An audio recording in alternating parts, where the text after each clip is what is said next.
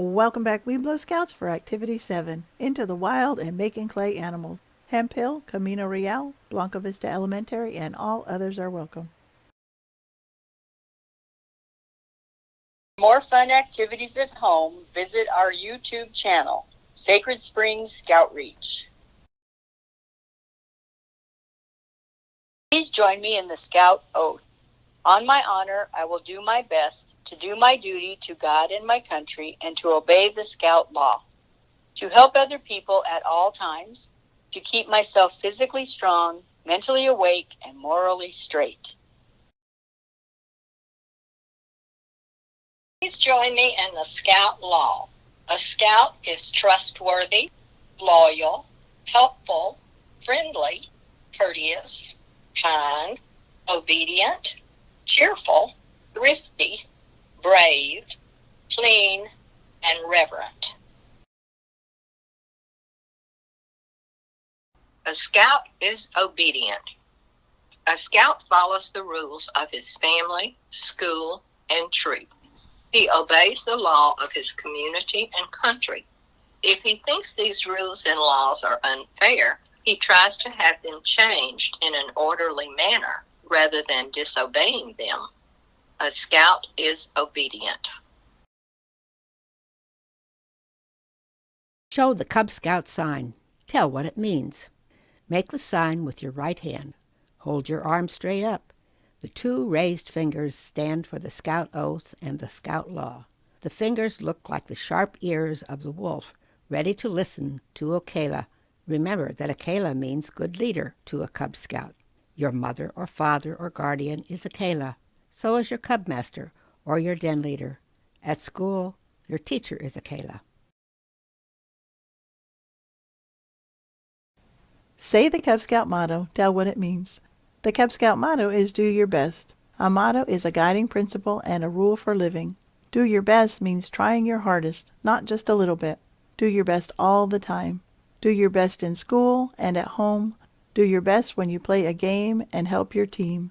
Do your best as you work on your rank adventures. I like scouting because it gives me an opportunity to get out and hang out with my friends.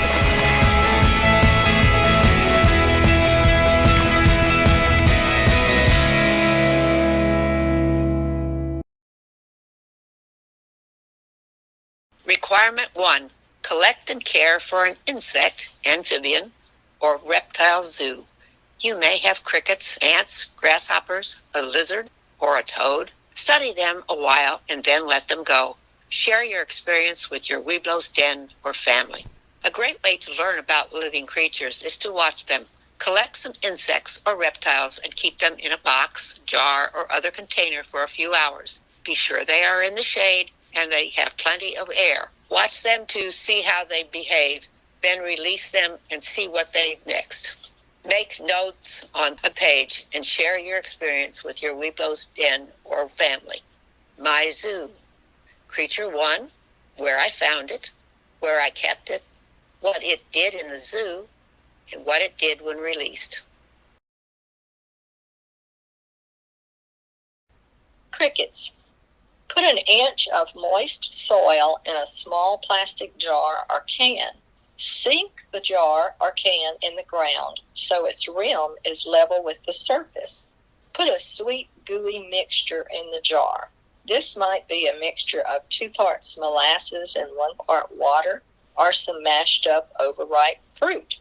The sweet smell will attract crickets and beetles, and they will tumble in. You can also look for crickets under rocks and logs. You have to be quick to catch one because they're good jumpers. Ants. Ants are easy to find because they live in ant hills or nest under rocks. Once you find an ant hill, stir it gently with a stick or trowel. When the ants come out to investigate, guide them into a jar with a piece of cardboard. Then put some dirt from the ant hill in with them. Ants like to work in the dark, so keep your jar covered when you aren't watching them. Caution: be sure to avoid fire ants and other biting ants. Grasshoppers and walking sticks. Grasshoppers are usually found on grass and in grain fields. Look for walking sticks on trees. If you're really quick, you can pick up these insects with your fingers, but a collecting net like the one shown below would work better. You can also catch many types of insects by using a stick to shake a bush so they will fall off. Hold an umbrella upside down under the bush or spread a large cloth on the ground to catch them. To catch moths and other insects at night, hang up an old sheet and shine a flashlight on it. The insects will be attracted to the light and you can scoop them off the sheet.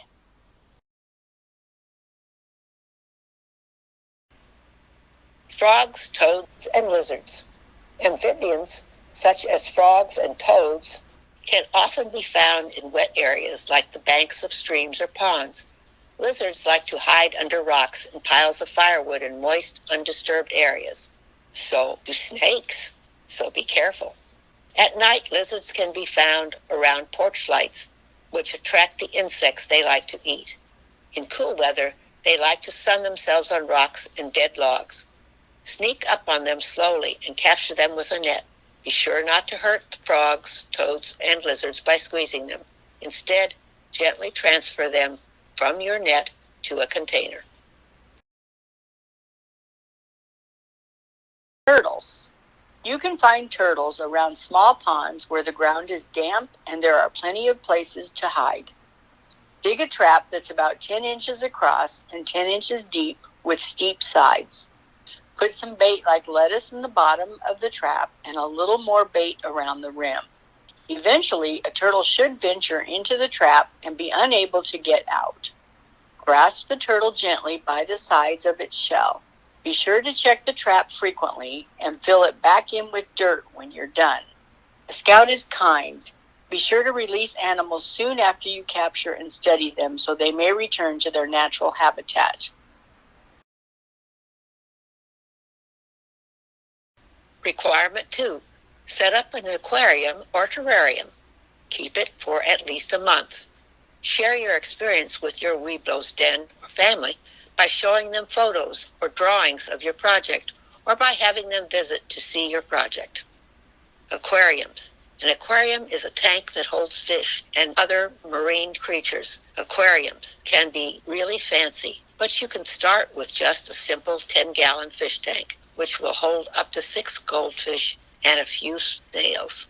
Visit a pet store and get started. Find out what you need. Besides a tank, water, and fish, you'll need fish food, gravel or soil for the bottom of the tank, a water heater, a filter to keep the water clean, and a light. Requirement 3. Watch for birds in your yard, neighborhood, or town for 1 week. Identify the birds you see and write down where and when you saw them. Birds are among the easiest wild creatures to see because they generally aren't afraid of human beings. You can attract birds to your yard by setting out bird feeders. You may also want to build a bird nesting box and put it near a window for a close-up view of birds. Some birds like to eat things like sunflower seed, dried corn, and thistle. Others like suet, hard cakes of animal fat, and peanut butter. Still others like nectar, a mixture of water and sugar, fruit, and even breadcrumbs. Here are what some common birds like to eat: seeds, cardinals, goldfinches, mourning doves, suet, woodpeckers, chickadees, nuthatches, nectar, hummingbirds, fruit, orioles, and mockingbirds. Requirement 5. Watch at least 4 wild creatures, reptiles, amphibians, arachnids, fish, insects, or mammals in the wild. Describe the kind of place, forest, field, marsh, yard, or park, where you saw them. Tell what they're doing. Wherever you live, even in a big city, wild creatures live nearby. Watch 4 of them and make a record of what you saw. Wildlife I saw. Creature 1, where I saw it, when I saw it, what it did. Requirement 9A. Visit a museum of natural history, a nature center, or a zoo with your family, Webelos den, or pack, and tell what you saw. As you've learned, different parts of the country have different plants and animals and face different environmental challenges. The people who know your area of the country best often work at local museums, nature centers, and zoos. Visit one of those places with your family, Webelos den, or pack. If you've already done other requirements for the Into the Wild adventure, you've probably thought of some questions you would like to ask. Make a list of those questions to ask a staff member or volunteer at the facility you visit. Requirement 9B. Create a video of a wild creature doing something interesting and share it with your family or den. You may have seen amazing nature videos in school or on television. Now it's your turn to get behind the camera. For example, you could record the movements of birds, rabbits, or squirrels in your neighborhood, or the antics of penguins at a zoo. After you create your video, share it with your family and den.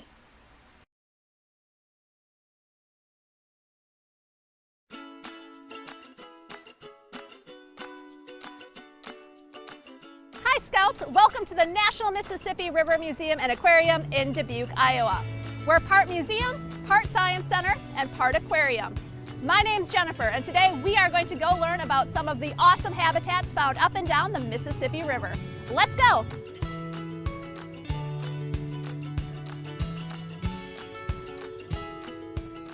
This is our American kestrel. I don't know if you just heard him twitter there, it's pretty cute.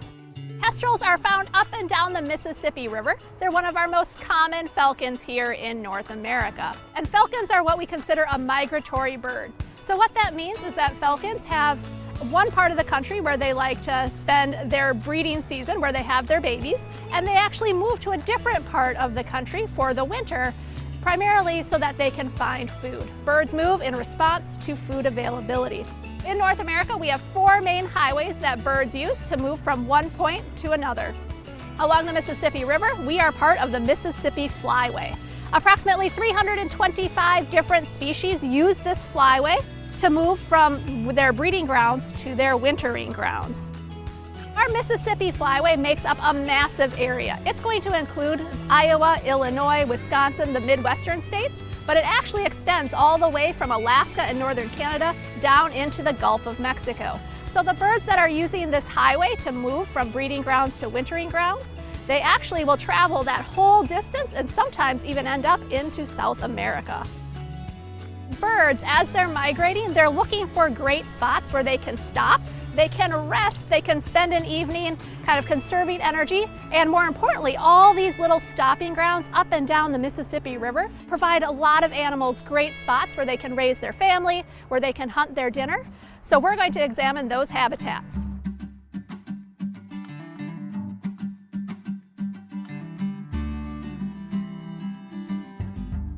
Within each habitat, there are a series of plants and animals that create a food chain.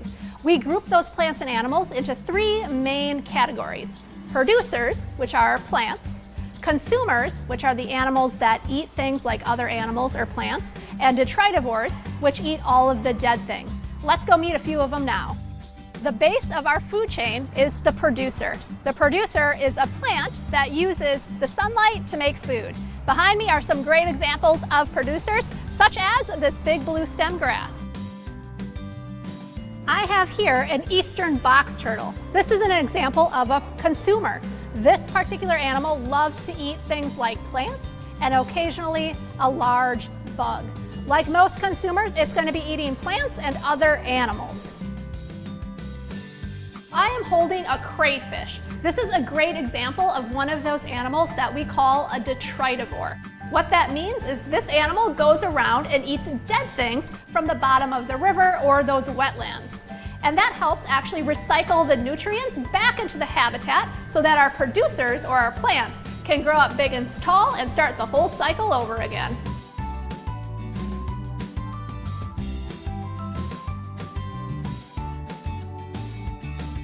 Here we are at our backwater marsh exhibit. This exhibit actually represents something like a wetland here along the Mississippi River. These habitats are great spots for spotting migratory birds such as waterfowl. Approximately 40% of North American ducks, swans, geese actually use the Mississippi Flyway to move from point A to point B each year. These are areas that are going to have high diversity of animals, high diversity of plants, but they also help us out as people. Habitats like a backwater marsh or a wetland are great at improving water quality of our river systems. These habitats act like a giant sponge. So as those floodwaters come in, that sponge of the wetland can slowly release those waters into the main channel, helping control flood levels over time. The plant roots also actually act as a filter. So as things like pollutants of heavy metals, phosphates, or nitrates come into the system, those plants actually filter it out, and as the water leaves, it's in better condition than when it arrived. This gives a lot of animals great spots to feed, great spots to raise their families. If you look behind me, you'll notice that there's some fallen trees. Places like that are great habitats for fish and turtles and birds to actually have their nests and raise their offspring.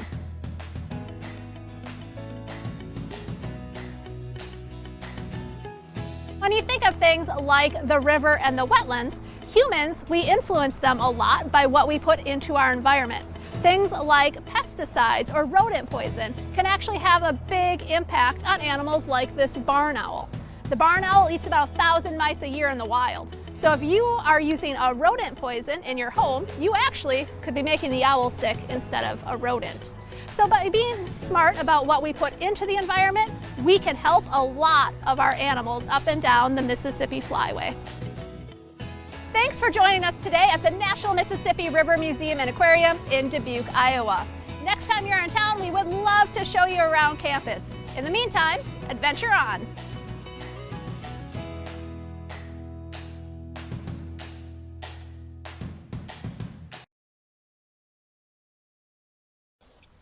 Requirement 3C.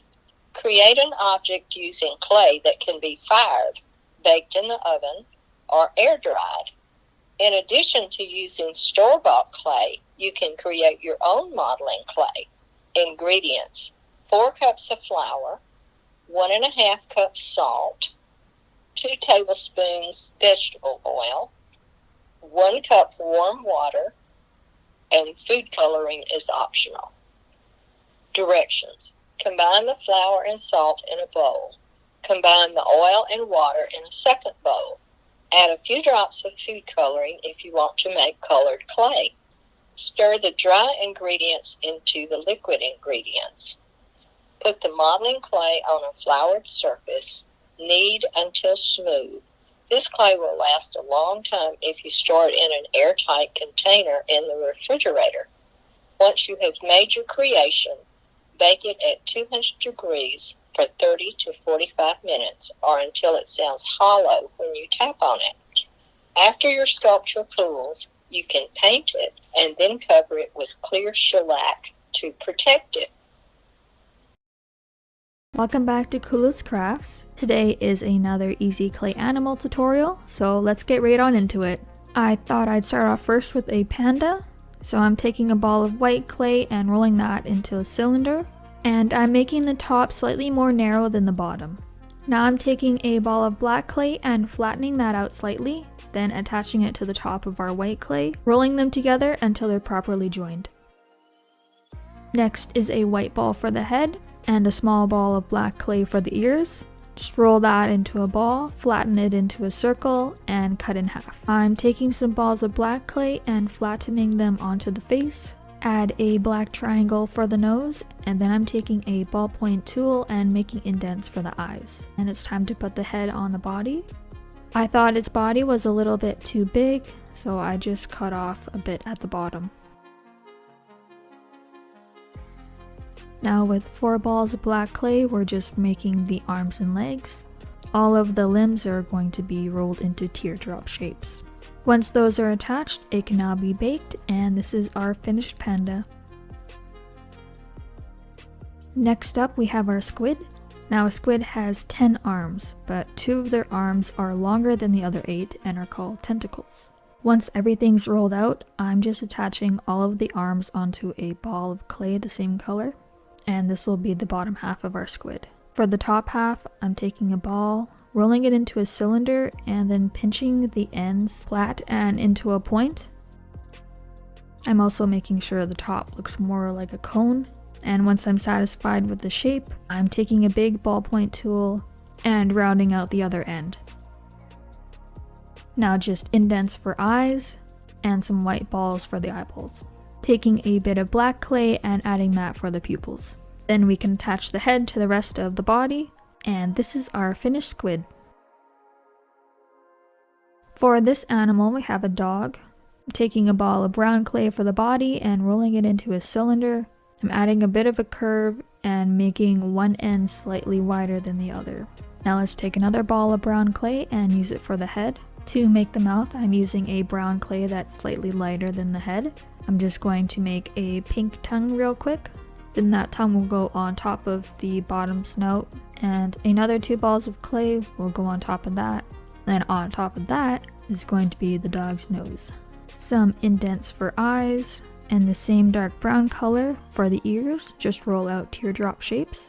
Now we just gotta add its legs. So for the hind legs, I'm just taking a ball of brown clay and cutting it in half, and using a rolled out ball of brown clay and making indents for the toes, and I thought I'd add a white furry chest to this dog. His front legs are just going to be long teardrop shapes, and I'm making the toes with some indents again.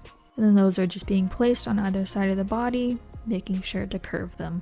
Taking the same dark brown and rolling it out on either side to make the tail.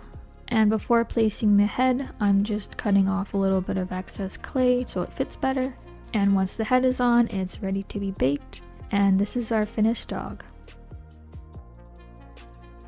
Alright, to start the owl, we're gonna need a ball of gray clay and roll that out into a chunky rectangle. And I'm putting triangles on the head because I wanted it to look like this, but it ended up being a mistake and I removed them later. Taking some light gray and squishing it onto the face for the eyes, making some indents in the middle, adding some black clay, rolling out a piece of clay into a cone for the beak, and flattening out a piece of gray clay for the stomach.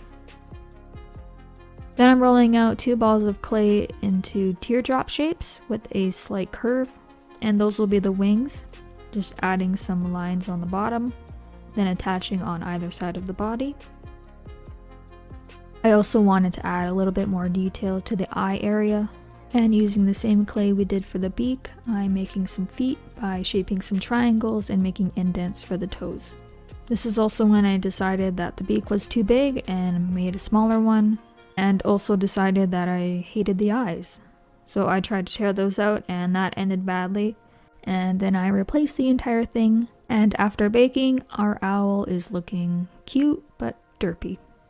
The next animal we have today is a goldfish.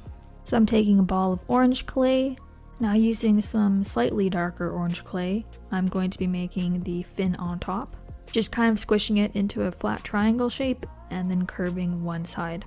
And just placing that on top and pushing down the ends to curve around the body. These side fins are gonna look like kidney beans, I guess, but slightly more flat, and I'm making indents in the end.